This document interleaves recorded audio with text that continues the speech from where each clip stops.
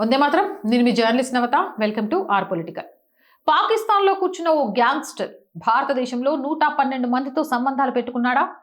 మహారాష్ట్రలో ఏకంగా 14 ఏటీఎస్ యూనిట్లు ఒకేసారి ఎందుకు రంగంలోకి దిగాయి? ఇది కేవలం సోషల్ మీడియా చాటింగ్ కోసమేనా, లేక దేశ భద్రతకు సంబంధించిన పెద్ద హెచ్చరిక? అసలు ఈ ఆపరేషన్ వెనుక ఏం జరుగుతోంది? మహారాష్ట్ర యాంటీ టెర్రరిజం స్క్వాడ్ అంటే ఏటీఎస్ రాష్ట్ర వ్యాప్తంగా భారీ స్థాయిలో తనిఖీలు నిర్వహించింది. రాష్ట్రంలోని మొత్తం 14 ఏటీఎస్ యూనిట్లు ఒకేసారి రంగంలోకి దిగి 112 మందిని విచారిస్తున్నాయి. కారణం ఒకటే, పాకిస్తాన్కు చెందిన గ్యాంగ్స్టర్ షెహజాద్ భట్టీతో సోషల్ మీడియా ద్వారా సంబంధాలు ఉన్నాయని అనుమానం.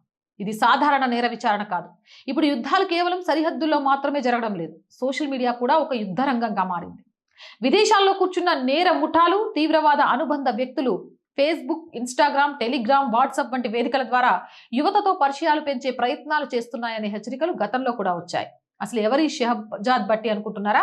దర్యాప్తు సంస్థల సమాచారం ప్రకారం షెహజాద్ భట్టి పాకిస్తాన్ లో ఉన్న గ్యాంగ్స్టర్ గా గుర్తించబడ్డాడు. భారత వ్యతిరేక ప్రచారం, సోషల్ మీడియా కార్యకలాపాలు మరియు అనుమానాస్పద సంబంధాల కారణంగా అతని కార్యకలాపాలు భద్రతా సంస్థల దృష్టిలో ఉన్నాయి.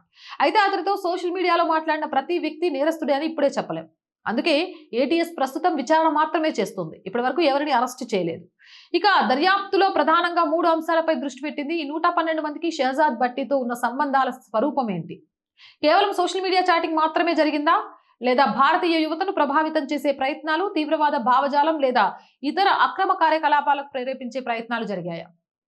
ఈ ప్రశ్నలకు సమాధానాలు వెతుకుతుంది ఏటీఎస్.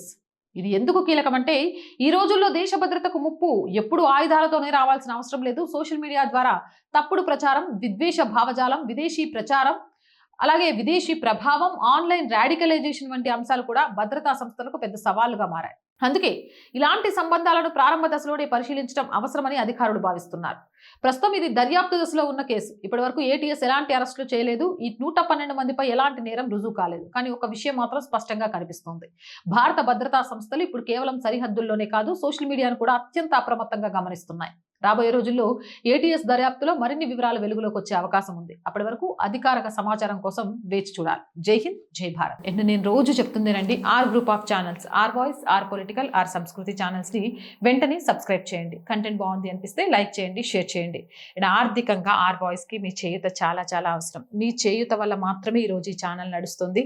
అలాగే ఆర్థికంగా సపోర్ట్ చేస్తారు అని కోరుకుంటున్నా. ఆర్థికంగా సపోర్ట్ చేయాలి అంటే సబ్స్క్రిప్షన్ పక్కనే జాయిన్ అనే బటన్ ఉంది. 1 to 5 లెవెల్స్ ఉన్నాయి. ఏదో ఒక లెవెల్లో సపోర్ట్ చేయండి. లేదా స్క్రీన్ మీద గూగుల్ పే, ఫోన్ పేతో పాటు అకౌంట్ డీటెయిల్స్ ఉన్నాయి. మీకు తోచిన సహాయాన్ని అందించండి. వ్యాపార ప్రకటనల కోసం 8328 500 576 నెంబర్ని సంప్రదించండి. జై హింద్, జై భారత్.